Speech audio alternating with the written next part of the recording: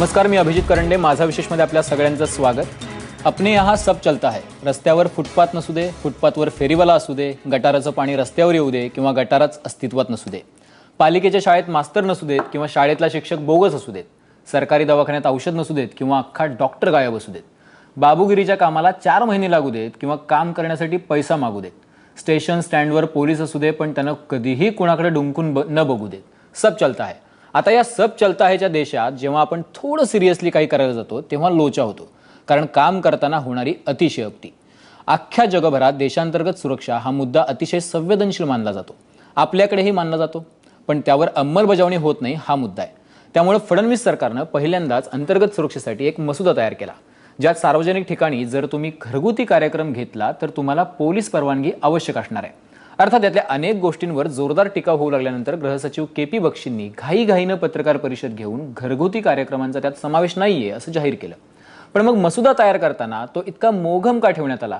सुरक्षेची गांभीर्यता दर्शवण्यासाठी घाई झाली का, असा प्रश्न निर्माण झालाय. त्यामुळे प्रश्न असा आहे की यापुढे लग्न, मुंजी, बारशी असे घरगुती कार्यक्रम तुम्ही सार्वजनिक ठिकाणी घेतले तर पोलीस परवानगी घ्यायची का? आणि यावर आपण चर्चा करणार आहोत. पण सुरुवातीला बघूयात की नेमकं काय म्हणाले के.पी. बक्षी. तरीके से 100 और 100 से अधिक लोगों की असेंबली को लेकर बहुत ज्यादा कंफ्यूजन पैदा हुआ है. वो ये कहता है कि इससे पारिवारिक कार्यक्रमों पर भी आपत्तियां आ सकती है और उसके लिए भी पुलिस की परमिशन जरूरी होगी. सवाल ये है, क्या 100 से अधिक लोगों की असेंबली को लेकर कोई नए निर्देश होंगे और क्या पारिवारिक आयोजन जिसमें शादी हो, जन्मदिन हो, नामकरण हो, इनके लिए भी अब पुलिस की परमिशन की जरूरत होगी? मैंने आपको बोला कि जो लोग डिबेट कर रहे हैं उन्होंने पूरा अभ्यास किया कि नहीं, इस पे प्रश्न चिन्ह है. एक मिनट जरा उनका उत्तर दे दें. उनका उत्तर मैं दे दूं. आपने सार्वजनिक स्थान पे अगर किसी तरह का कोई सम्मेलन होता है तो उसमें ये लागू होता है. आपके घर के अंदर अगर कोई पूजा हो रही है या शादी हो रहा है किसी हॉल में या आपके यहाँ सत्यनारायण पूजा, तो उसके लिए कहाँ हमने कहा है कुछ भी है. सार्वजनिक अगर आप रोड पे करेंगे तो yes you have to take the permission. अगर रोड पे करेंगे, वो चाहे सत्यनारायण पूजा हो या दुर्गा पूजा हो या गणेश पूजा, तो करते ही है. इसीलिए सार्वजनिक स्थल की बात की गई है. आपके प्राइवेट जगह में हम किसी तरह का इंटरफेरेंस नहीं करेंगे. ये अपूर्ण अभ्यास की वजह से इस तरह की बातें उठाई जा रही है. चला, अपूर्ण अभ्यास म्हणतात के.पी. बक्षी, पण दुसरीकडे ते असंही म्हणतायत की लग्न, मुंजी, बारशी असे जर कार्यक्रम तुम्ही सार्वजनिक ठिकाणी घेतले तर परवानगी आवश्यक आहे. उपाध्यायजी, तुमच्याकडे पुढचा पहिला कार्यक्रम कुठला आहे? कारण तुम्हाला पहिल्यांदा जावं लागेल पोलिसात. नाही, मुळामध्ये पहिला कार्यक्रम कुठला असला आणि शेवटी आजही मला असं वाटतं कायदा येण्यापूर्वी, कायदा अजून यायचा येतो, याच्यावरती आपण चर्चा करण्यापूर्वी आजही जर सार्वजनिक ठिकाणी असा एखादा कार्यक्रम करायचा असेल तर आजही रितसर परवानगी घ्यावी लागते. समजा कुठल्या याच्या पद्धतीने आजही गेलो आणि रस्त्यात मंडप टाकलाय आणि काहीतरी आपण घोषणाबाजी सुरू केली, काही आंदोलन, काही कुठल्याही पद्धतीचं केलं, मग आता परवानगी वेगळं काय आता काही नाहीच आहे आणि आता अचानक काहीतरी लादलं जातंय असं समजण्याचं कारण नाहीये. 2-3 गोष्टी लक्षात घेतल्या पाहिजेत. पहिल्यांदा या कायद्याच्या निमित्ताने 2013ला आंध्र प्रदेश सरकारने यापूर्वी अशा प्रकारचा कायदा यापूर्वी आता आणलेला आहे. सगळ्यात पहिली गोष्ट सांगतो की हा कायदा आता महाराष्ट्रानेच पहिल्यांदा आणला असं नाही. ह्याची कायद्याची गरज का भासली तर मुळामध्ये एक लक्षात घेतलं पाहिजे, गेल्या 15-20 वर्षामध्ये देशामध्ये ज्या पद्धतीच्या कारवाया, विशेषतः दहशतवादी कारवाया असतील, अन्य काही कारवाया असतील, अशा प्रकारच्या दहशतवादी कारवाया हाताळणारा कायदा या क्षणाला देशात नाही, म्हणजे महाराष्ट्रात नाहीये. आपल्याकडे 1998ला गुन्हेगारी मकोका होता, जो तयार झाला युती सरकारच्या काळातच तो तयार झाला होता, पण तोही दहशतवादी नव्हता, तर तो संघटित गुन्हेगारीवरती नियंत्रण आणण्यासाठी आणला होता. आणि त्याच्यामुळे त्याच्यानंतर आता अशा प्रकारचा एक प्रस्ताव आणलाय. मुळामध्ये याला कायदा म्हणून म्हणजे तितकं मोगम ठेवल्यामुळे त्याच्यावर चर्चा चालू नाही, सांगतो ना मी, सांगतो ना. बरं, हा ओपन आहे, ह्याच्यावरती ओपन नेटवर टाकलाय, ऑनलाईन टाकलाय, ह्याच्यावरती शिफारसी सूचना येतील. समजा यातल्या 4 गोष्टी चुकीच्या आहेत असं वाटू शकतात, काही अक्षरशः कारण नाही, त्यासाठी तर टाकलाय तो ऑनलाईन, तर त्या सूचना येतील, त्या सूचना एकत्रित केल्या जातील, त्या सूचनावरती आधारित एक प्रस्ताव पुन्हा होईल आणि तो कॅबिनेट समोर जाईल. त्याच्यानंतर विधिमंडळात चर्चा होईल त्याच्यावरती आणि त्याच्यानंतर कायदा. म्हणजे त्याच्यामुळे याला भरपूर टप्पा अजून अवकाश आहे.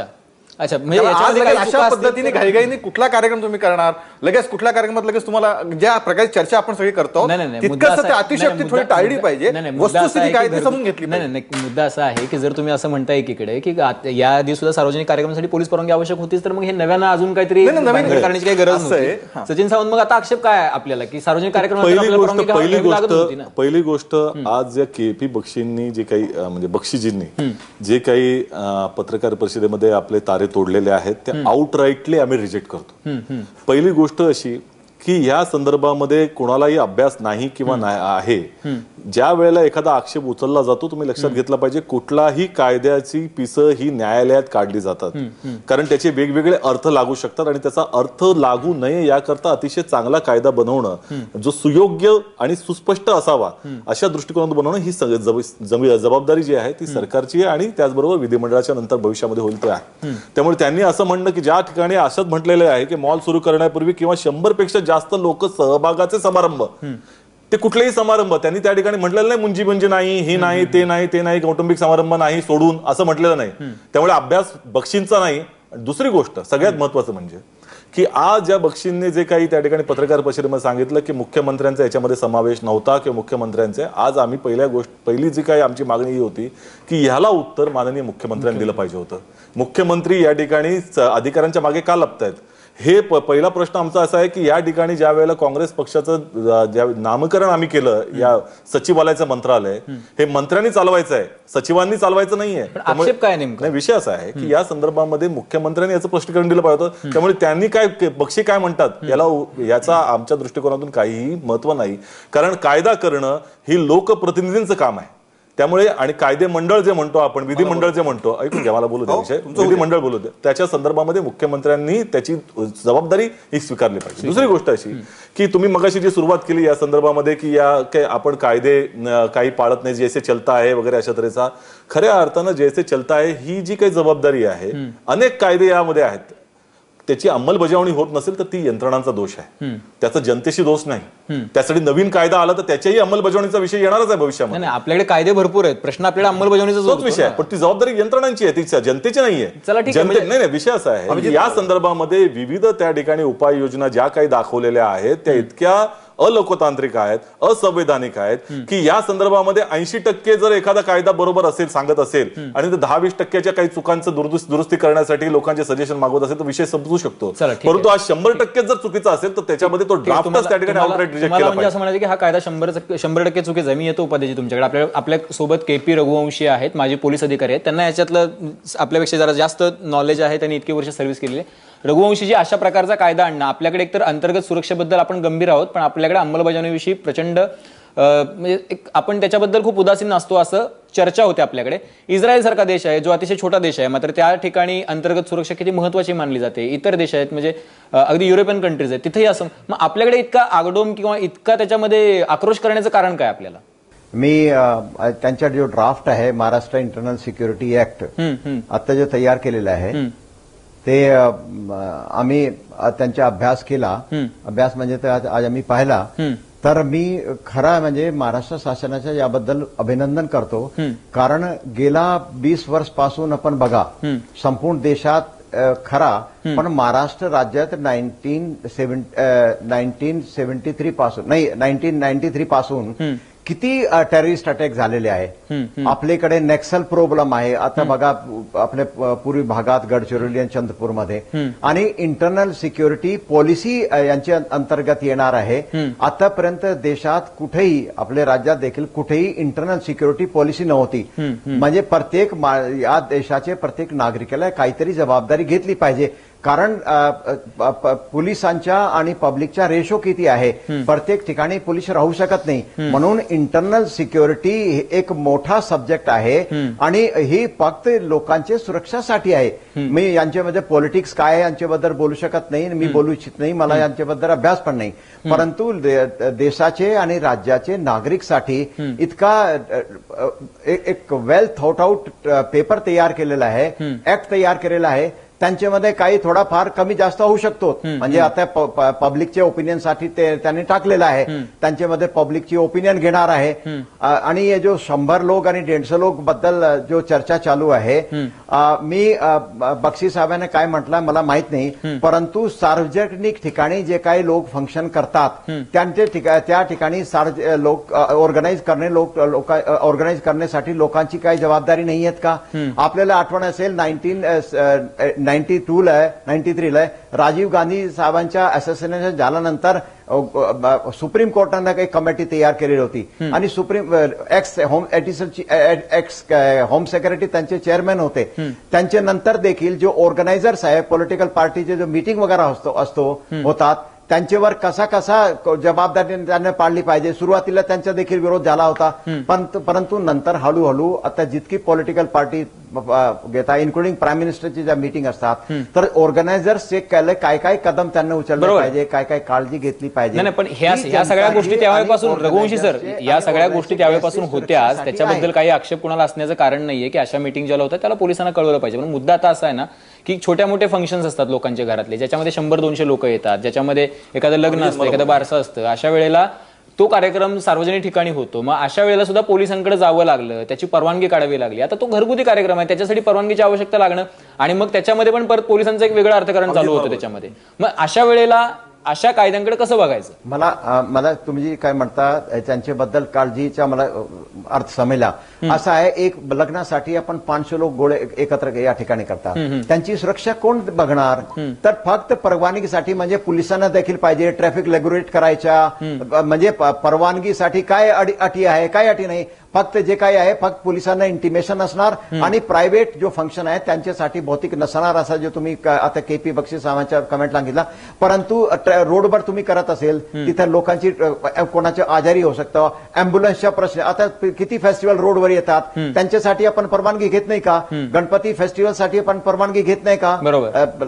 दुर्गाच्या परवानगीसाठी मुद्दा केपी बक्षी सर, आपल्याकडे अजून एक मुद्दा आहे की जो नाकारता येणार नाहीये. मला तुम्हाला एक छोटासा प्रश्न विचारायचा की आपल्याकडे ज्या वेळेला की एखाद्या पोलीस अधिकाऱ्याकडे आपण व्हेरिफिकेशन घेऊन गेलो, साधं कशाचं असेल ते, पासपोर्टचं व्हेरिफिकेशन असू दे किंवा आपलं साधं घराचं रजिस्ट्रेशनचं व्हेरिफिकेशन असू दे, ते जरी घेऊन गेलो तरी तो पोलीस सही करत नाही, पटकन सही करत नाही, पटकन परवानगी देत नाही, त्याला काहीतरी दिल्याशिवाय. हे नवीन अर्थकारण सुरू होईल का अशी मला चिंता वाटते याच्यामध्ये.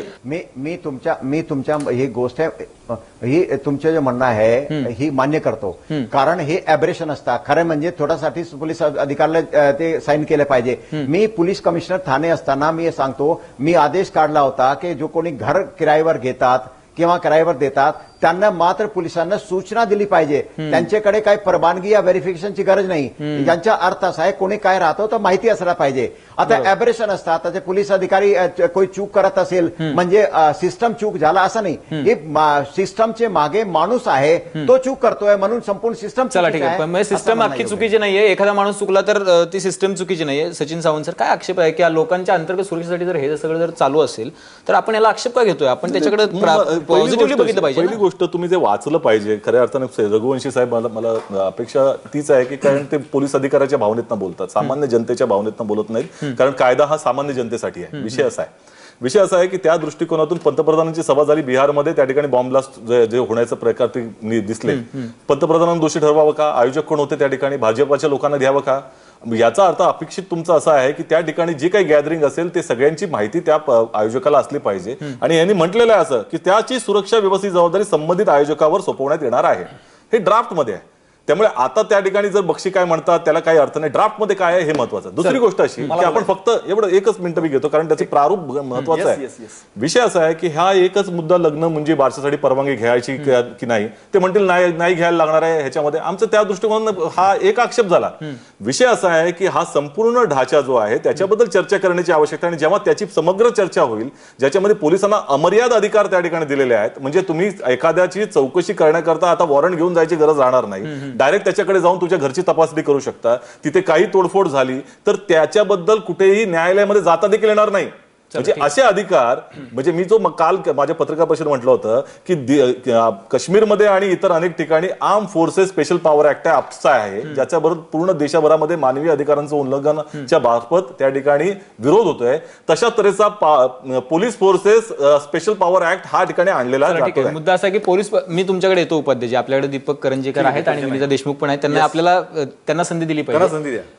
दीपक करंजीकर, मुद्दा असा आहे की लोकशाहीतला मान्य केलेलं आहे राजकीय पक्षांनी, लोकशाहीतला सर्वात महत्वाचा स्तंभ हा. तर तुम्हाला आता हा जो कायदा आणता लग्न म्हणजे बारशांसाठी, तर लोकांच्या तर मुद्दा असा की अशा पद्धतीनं अमर्याद अधिकार जातील पोलिसांना आणि म्हणून त्याच्याकडे आपण पाठ फिरवायची या कायद्याकडे आणि सुरक्षेकडे दुर्लक्ष करायचं, हे कितपत परवडेल आपल्याला? नाही, पण मी थोडं विस्तृत सांगतो 2 मिनिटात. मुळात अंतर्गत सुरक्षेची गरज आहे की नाही? गरज आहे. त्याच्यामुळे अनेक अपघात झालेत, अनेक हत्या झाल्यात, अनेक बॉम्बस्फोट झालेत. त्याच्यावर आपण ठामपणे काही केलेलं नाही. ते कोणतरी करू पाहत आहे. बरं, ती प्रोसेस पण फार ऑब्जेक्टिव्ह आहे. त्यांनी एक मसुदा आणलाय जो लोकांसमोर ठेवलाय, त्याला ऑब्जेक्शनला वेळ दिलाय. त्यामुळे लोक आपले सजेशन देऊ शकतात. आता काही कायदा सरकारने रोल आउट केलेला नाहीये. त्यामुळे आपण एकदम आकाश पडलंय अशा पद्धतीने बोलण्यात कोणी काही गरज नाही. दुसरी गोष्ट, नागरिकांना वैयक्तिक आणि सार्वजनिक मधला फरक बऱ्याच वेळेला कळत नाही. केव्हा वैयक्तिक कार्यक्रम सार्वजनिक होईल आपल्याला कळत नाही. घरापुरता कार्यक्रम असतो आणि तो अचानक रस्त्यावर येतो, तो गल्लीत जातो, तो कंट्रोल बाहेर जातो आणि अनेक लोकांना त्याचा त्रास होतो. ते पण आपण आपल्या समाजात बघितलेलं आहे. जर हा मसुदा जर समजा परदेशातनं उचलला असेल तर त्याचा एक फक्त डायमेन्शन मला असं वाटतं की आपण कुठलाही मसुदा करताना हा देश आणि या देशाचं भौगोलिक सांस्कृतिक परिसर हा लक्षात घेतला पाहिजे. सोशो इकॉनॉमिक पण जो असतो तो, कारण आपल्या देशात 100 माणसं हा काही फार मोठा मॉब नाही. युरोपामध्ये असेल, अमेरिकेत असेल कदाचित, किंवा इतर पाश्चात्य राष्ट्रामध्ये असेल जिथे सुरक्षा फार वेगळ्या पद्धतीने केली जाते. आपल्याकडे ऑस्ट्रेलियाची पूर्ण लोकसंख्या मुंबई लोकलमधून रोज ट्रॅव्हल करते. हा इतका प्रचंड लोकसंख्येचा देश आहे. याच्याकरता जेव्हा मसुदा आपण आणतो तेव्हा तो वेगळ्या पद्धतीचा असला पाहिजे, तो इथे सूट होणार असला पाहिजे. राजकीय पक्ष त्याच्यावर काय मत व्यक्त करतात, यांचं धोरण त्यांना मान्य नाही, त्यांचं यांना मान्य नाही, हा फारच तात्कालिक आणि प्राथमिक गोष्ट आहे. त्याला काही मतलब नाही. दुर्लक्ष होऊ नये. आणि जो मसुदा आणलाय तो काही त्याची अंमलबजावणी करताना बघू ना आपण त्याचं काय करायचं. चालेल, ठीक. पण टेक्नॉलॉजीची पण मदत घ्यायला लागेल. नुसतंच पोलीस 100 लोकांमागे असं ठेवून चालणार. चर्चा वादळी चालू आहे. पण या मुद्द्यांसकट अजूनही काही मुद्दे आहेत की एकूण ही 100 हा आकडा कुठून आलेला आहे, किंवा 99 लोक आले तर होत नाही आणि 100 लोक आले तर प्रॉब्लेम होईल, हे कुठून आलेलं आहे. या सगळ्या गोष्टींवरती आपल्याला चर्चा करायची. एक छोटासा ब्रेक घेऊया. कुठेही जाऊ नका, पाहत राहा एबीपी माझा.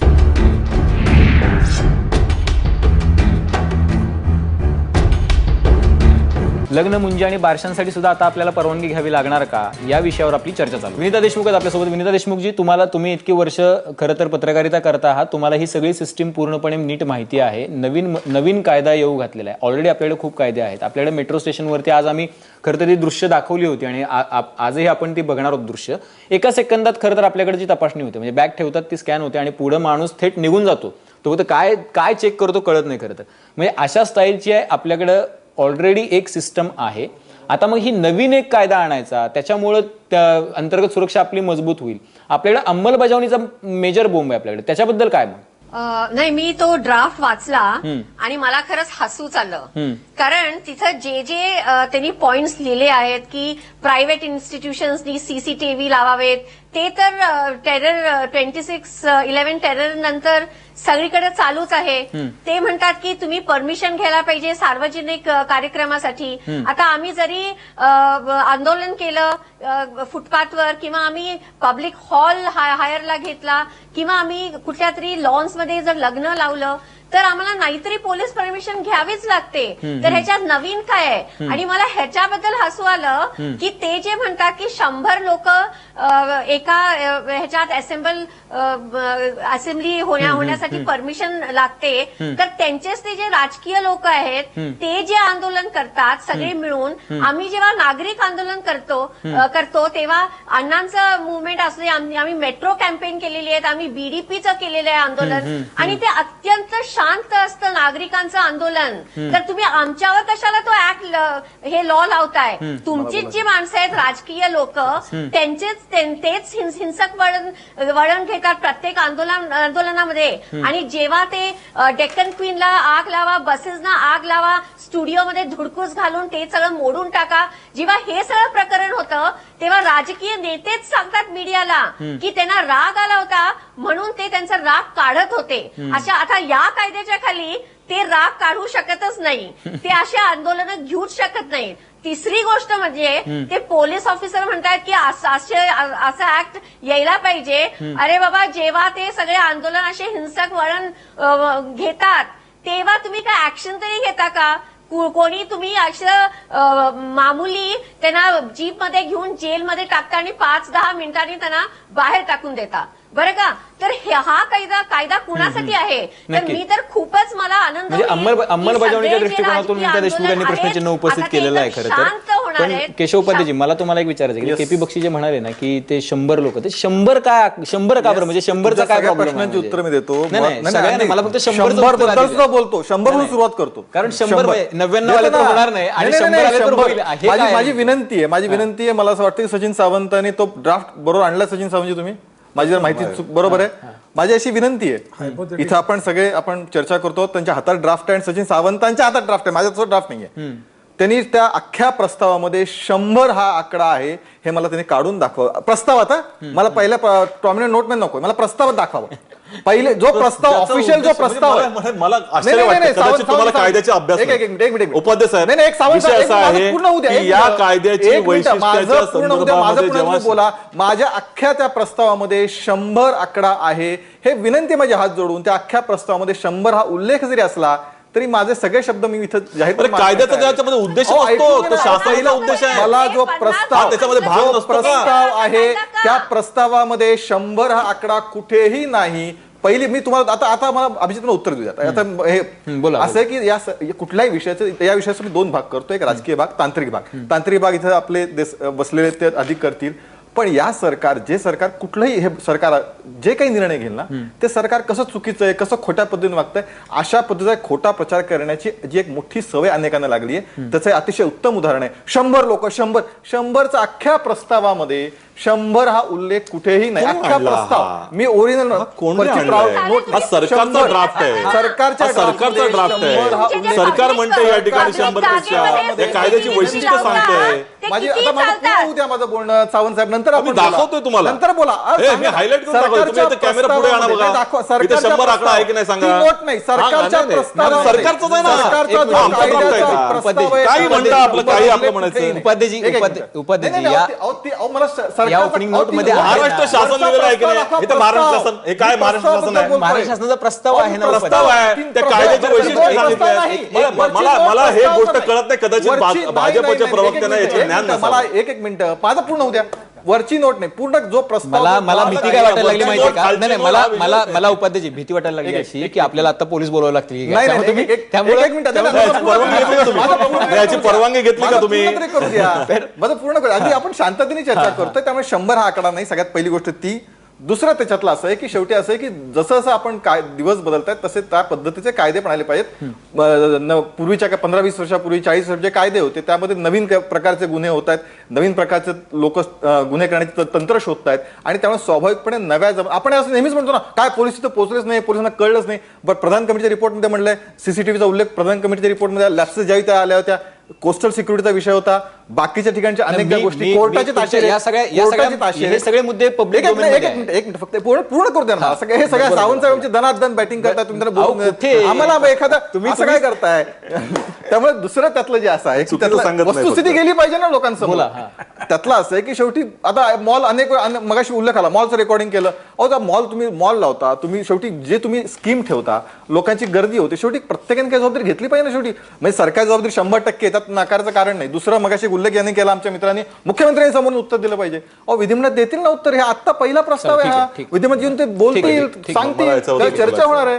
त्यामुळे याबद्दलच्या हा सर्वसामान्य लोकांच्या सुरक्षेसाठी हा कायदा आणलेला आहे, त्याच्याबद्दल गैरसमज करायचं कारण नाही. नक्की मी येतो तुमच्याकडे सचिन सावंत. मला फक्त मी तुम्हाला प्रश्न असा विचारला होता की 99 आले तर होणार नाही आणि 100 आले तर होतील. माझ्याकडे प्रस्ताव बरं. दुसरं आणखीन एक मला सांगू दे, तो 100चा उल्लेख नाही. एक दुसरा एक अपप्रचाराच्या बाबतीत केला गेला की काय म्हणे आता आम्हाला आंदोलन करता नाही. मग ताई पण असं बोलल्या.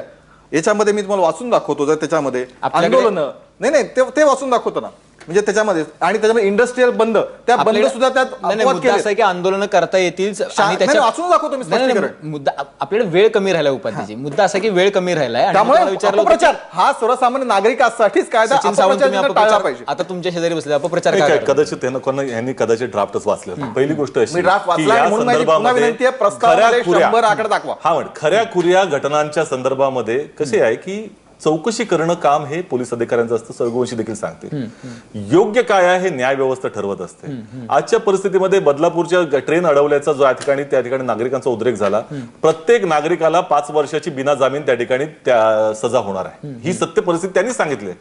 त्याच्यामध्ये जर चुकीचं आढळलं आणि त्यामध्ये पोलीस अधिकारी म्हणाले की आमच्या चुकीनं आम्ही नजर चुकीनं केलं, तर ती जबाबदारी पोलीस अधिकाऱ्याची राहणार नाही. त्याच्यावरती कुठल्याही न्याय व्यवस्थेमध्ये त्या ठिकाणी दाद मागता येणार नाही. हे त्याचं प्रावधान प्रावधान त्याच्यामध्ये केलेलं आहे. दुसरी गोष्ट त्याच्या सीसीटीव्हीच्या संदर्भामध्ये एक लक्षात घ्या, पहिला मुद्दा अंतर्गत सुरक्षेच्या संदर्भामध्ये कोणाचाही आक्षेप असण्याचं कारण नाही.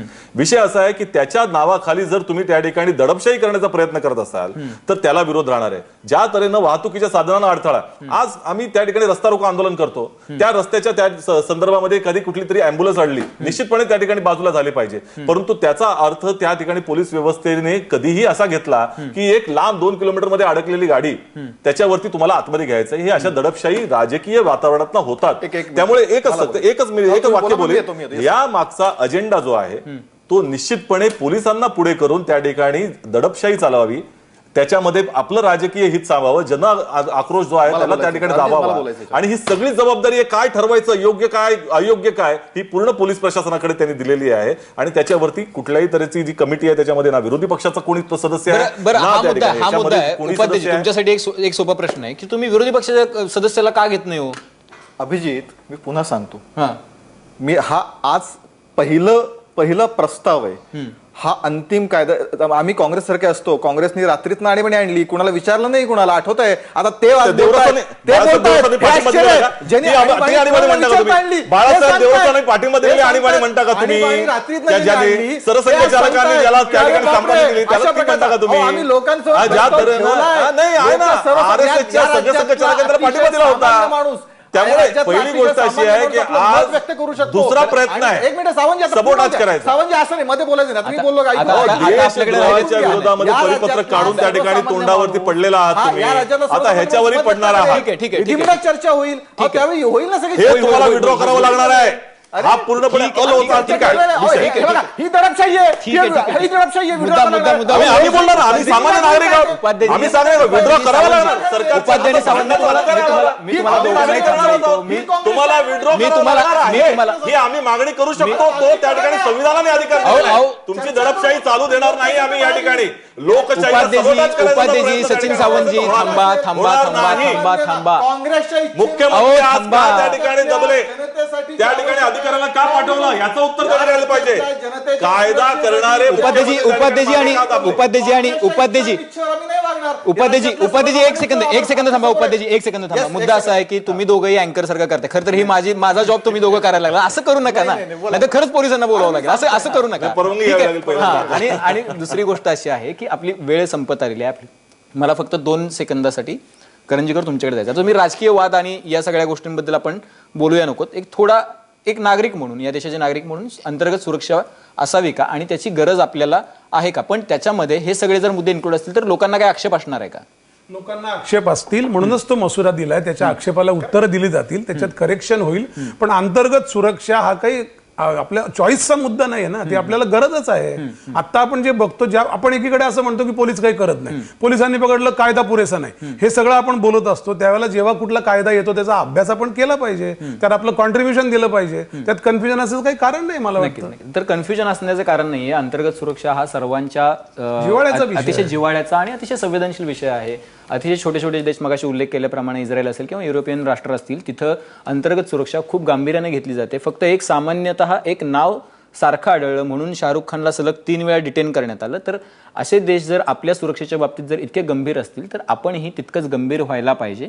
आणि त्याबद्दल फक्त असं आहे की आक्षेप आणि त्याच्याबद्दलच्या हरकती ज्या आहेत त्या कायम असतील आणि कायदा निकोप कसा होईल आणि त्याची अंमलबजावणी कशी उत्तम आणि चोख होईल याकडे लक्ष दिलं पाहिजे. कारण आपल्या देशात कायद्यांना कमी नाही. त्यामुळे हा नवा कायदा, त्याचं स्वागत आहे अंतर्गत सुरक्षेसाठी, पण त्याच्या अंमलबजावणीसाठी सर्वांनी, सरकारनं आणि यंत्रणेनं अतिशय चोख कामगिरी करावी इतकंच. आपल्या सगळ्या मान्यवरांनी या चर्चेसाठी वेळ दिला त्याबद्दल तुमच्या सर्वांचे धन्यवाद. पाहत रहा ABP माझा.